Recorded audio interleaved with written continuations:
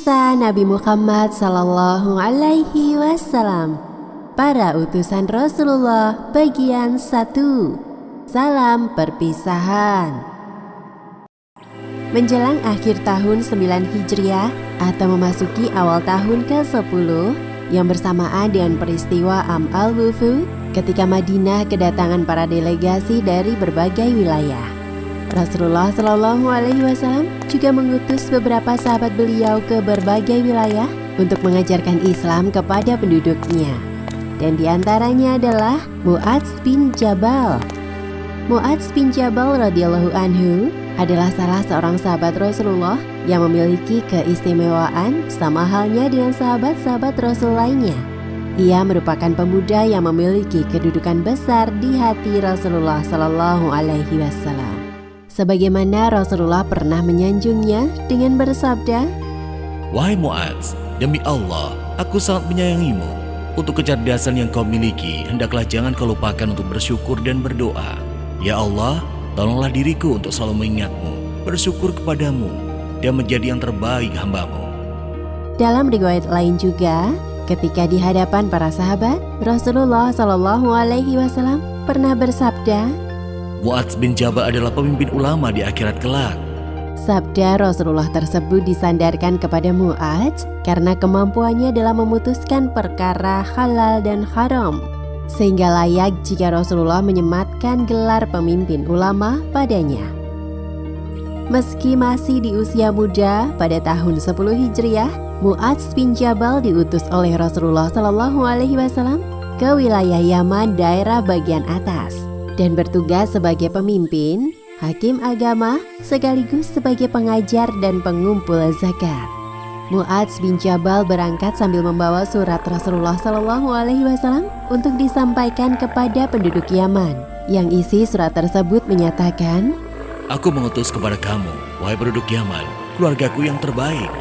Sebelum akhirnya Rasulullah Shallallahu Alaihi Wasallam memutuskan Mu'adz untuk diutus ke Yaman, beliau terlebih dahulu mengajukan beberapa pertanyaan untuk menguji kesiapan Mu'adz.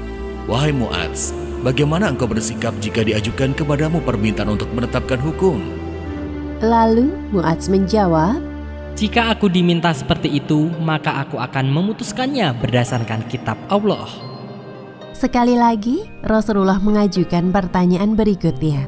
"Namun jika hal itu tidak engkau temukan dalam kitab Allah, maka aku akan memutuskannya berdasarkan sunnah Rasulullah." Kalau tidak terdapat juga pada sunnah Rasul Allah?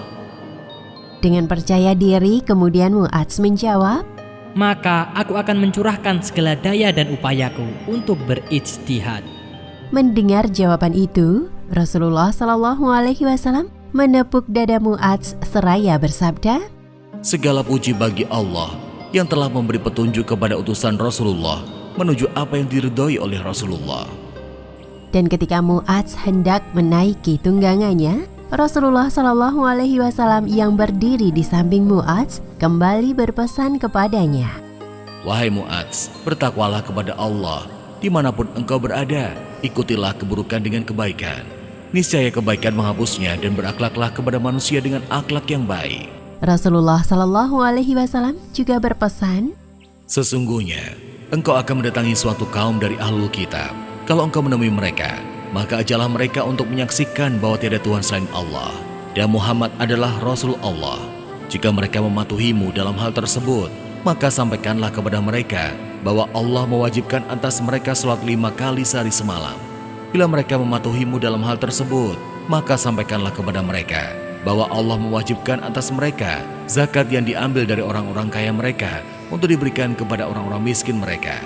Kalau mereka mematuhimu dalam hal tersebut, maka jangan sekali-kali engkau mengambil harta mereka yang paling baik.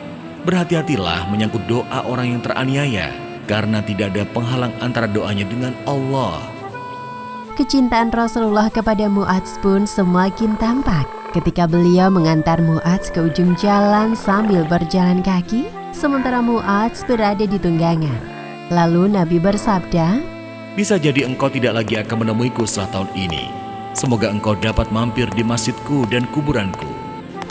Mendengar sabda Rasulullah itu yang seolah menjadi pesan terakhir baginya, Maka Mu'adz pun menangis di atas tunggangannya, sementara Rasul masih terus mengantarkan ia hingga ke ujung jalan.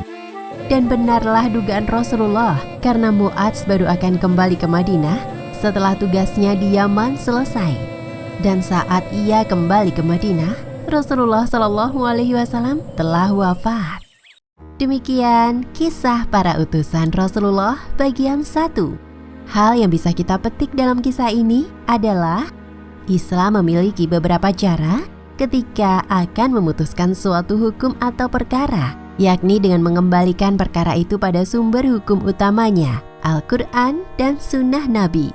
Tetapi dikarenakan permasalahan umat kini yang kian hari semakin terus bertambah banyak, maka salah satu cara penyelesaiannya apabila tidak ditemukan jawabannya dalam Al-Quran dan Sunnah adalah dengan berijtihad, yaitu sebuah kesepakatan para ulama dalam menyelesaikan permasalahan-permasalahan yang terjadi. Wallahu a'lam bishawab.